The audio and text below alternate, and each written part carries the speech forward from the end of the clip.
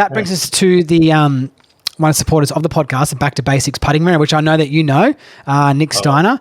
Number one putting training aid, I believe, out there that you can put in your golf bag.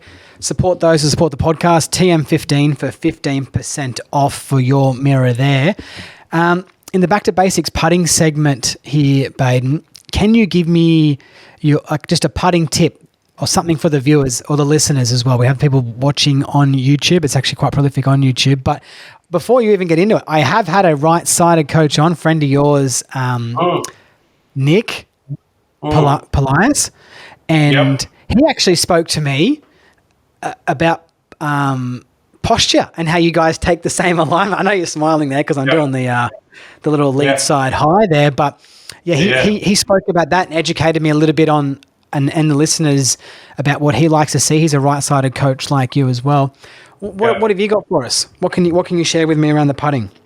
Well, I definitely agree with Nick there. I think probably the big mistake that a lot of people make is that they think when it comes to putting, it should be all level, straight lines sort of thing. Do you know what I mean? Like, whereas we would definitely talk about if you look at Jack Nicklaus' putt, who was one of the greatest putters of all time, there was nothing level, or even Nick probably would have talked about Brad Faxon, you know what I mean, and getting, the Fax had heaps of that, and then heaps of shaft weight. So his left side was way higher than his right, and then he had, a little bit of shaft weight like that. Not a lot, but just, his wrist angles like that. With putting, what's something good to think about? Something probably that I've learned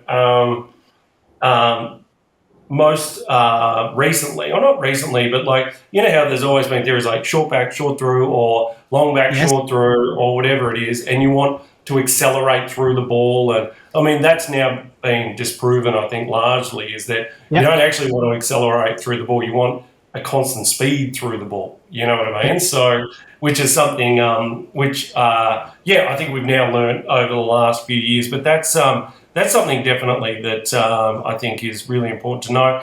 But I think and this is the most obvious one and everyone just talks about it, but speed's everything. Speed is just everything. Especially if you can get the ball rolling end over end, that's the thing. When I got the ball rolling end over end, and I think you should always be checking that, right? So if you can get a ball rolling dead set, either use the range balls that have got the line on it, or you put a line on your golf ball. You have got to get really good at seeing that thing roll dead set straight over the top of itself, right? Because when it does that, the ball just goes in. I remember when Luke and Gary's son fixed my putting for the first time, I didn't improve my reads, I didn't improve, anything.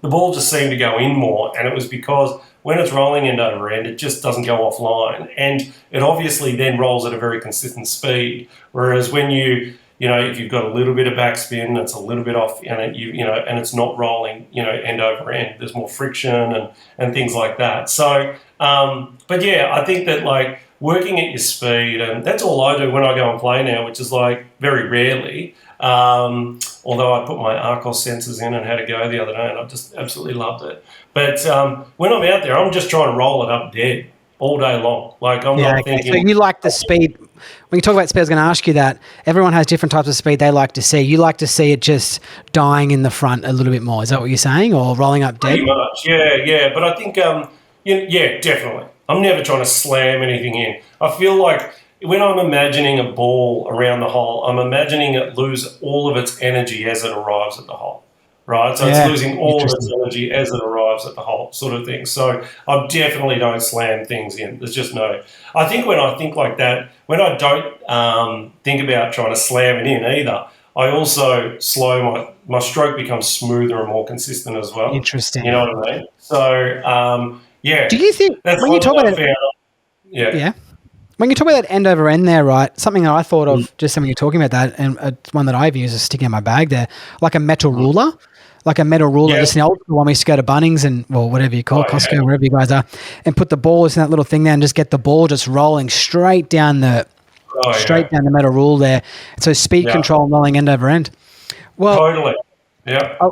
I like it. Well, that brings us to the end of the Back to Basics putting segment. TM15, get you 15% off. Support those who support the podcast, Skillist included, obviously.